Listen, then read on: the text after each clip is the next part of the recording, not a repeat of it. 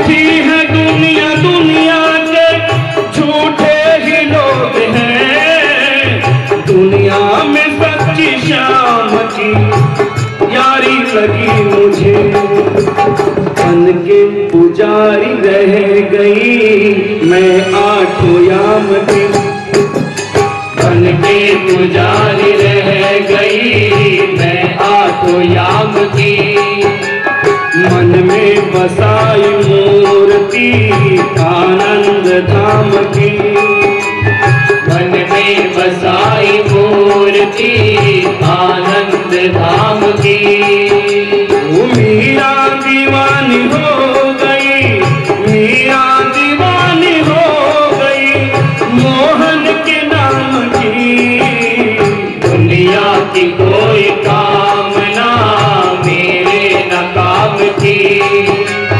दुनिया की कोई कामना मेरे न काम की।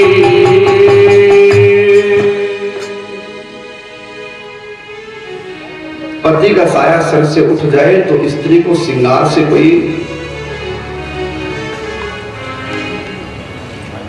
श्रृंगार उसके लिए सारहीन हो जाता है। श्रृंगार से उसका कोई मतलब नहीं रहता। पति के बिना श्रृंगार की कोई महिमा नहीं।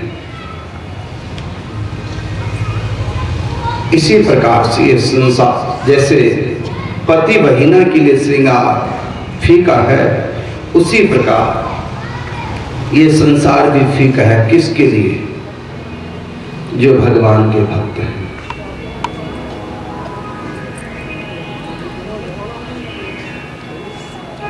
संसार फीका क्यों हो जाता है? दो कारणों से। भगवान मिल गए तब भी संसार फीका, और भगवान न मिलने का दुख अगर है, भगवान नहीं मिले और दुख है कि नहीं मिले, तब भी संसार फीका है।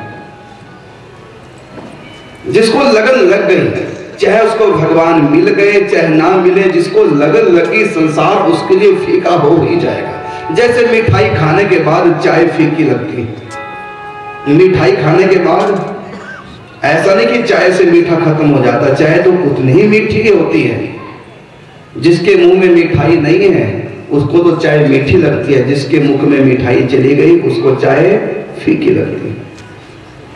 जैसे मिठाई खाने के बाद चाय फीकी लगती है, ऐसी भगवान के या भगवान की लगन हो जाने के बाद या भगवान के मिलने के बाद संसार इतना ही फीका लगता है। जैसे गंगा जल फीका होता है लेकिन फिर भी हम लोग पीते हैं। क्यों पीते हैं? क्योंकि भले जीव के लिए स्वाद नहीं है लेकिन उससे हमारा मन पवित्र होगा, इसलिए हम पीते हैं। गंगा जल में स्वाद नहीं होता लेकिन फिर भी पीते हैं। क्यों? क्योंकि इसका महत्व इतना है। शायद आप लोगों को ये बात नहीं पता, गंगा जल में इतना स्वाद है, संसार की किसी भी खाने की वस्तु में इतना स्वाद नहीं, लेकिन गंगा का स्वाद ऐसे नहीं आएगा। ये भगवान का चरणामृत है गंगा मैया। गंगा का जल का स्वाद ऐसे नहीं आएगा। पहले भजन करते करते अपने पूरे पापों को पहले खत्म करो। भजन कर तो ऐसा कर, भजन करने की हद कर दे, भजन के बल से यमराज का खाता भी रद्द कर दे।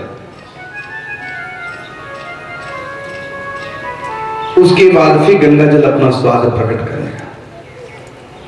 जब कोई मरणासन व्यक्ति हो, कभी देखा ना, उसको कितना भी पानी पिला दो उसकी आत्मा की तृप्ति नहीं होती, प्यास नहीं मिटती, क्योंकि पी तो सकता नहीं, मरणासन है। 2-4 बूंद थोड़ा होठ गीले हो जाते हैं, 2-4 बूंद भीतर चली गई। जो व्यक्ति 4-5 गिलास रोज पीता था, आज कई दिन के बाद थोड़ा सा मुंह खुला, उसमें 2 बूंद जल की डाल दी, उसको तृप्ति नहीं होगी, जो को तो प्यासा रहेगा। बार बार जब होश आएगी मुंह खोलेगा, पानी मांगने की कोशिश करेगा, लेकिन होठ नहीं इधर है, परेशान है, प्यासा है, और पानी भीतर घूट नहीं सकता। अगर डाल भी दे चम्मच से, गले में बलगम फंसी या निकलने की पावर नहीं, शक्ति नहीं रही, उसको तुम जल जबरदस्ती पिलाओ, अरे उसकी प्यास तो तब बुझेगी जब 2-3 गिलास अंदर चले जाए, लेकिन कई दिन का प्यासा पी नहीं सकता, उसकी तृप्ति कैसे हो? आपके तरीका बताएं। 2 बूंद ही उसकी प्यास बुझा देगी। आप पहले सिंपल पानी बार बार मुंह में डालो, वो पीता रहेगा, थोड़ा थोड़ा पीता रहेगा, और आप गंगा जल डाल के देखें, 2 बूंद भीतर गई, प्यास बुझ जाएगी, फिर नहीं मांगेगा। मरणासन व्यक्ति भी कभी परीक्षा करके देखो, तुम लोग इस संसार साधारण कितना भी पानी पिला दो, प्यास नहीं बुझेगी, बार बार होठ पर पड़ाएगा, पानी पानी मांगने की कोशिश करेगा, और आंख खुलेगी तो प्यास है, मांग नहीं सकता, आंखों में आंसू बहने लग जाएंगे, और उसके मुंह में उस समय 2 बूंद गंगा जल की दे के देखेगा, उसके बाद फिर होठ नहीं खोलेगा, तृप्ति कर देगा 2 बूंद गंगा जल। उसको पता है मरणासन व्यक्ति को कि गंगा जल की क्या पावर है। उसके बाद होठ बंद कर लेगा, आंखों में आंसू होंगे तो समाप्त हो जाएंगे, और जो प्यास का दर्द जिसको जो था वो समाप्त हो जाएगा, और प्यास नहीं रहेगी उसको। 2 बूंद गंगा जल प्यास शांत करता है, लेकिन तुम्हारी नहीं करेगा।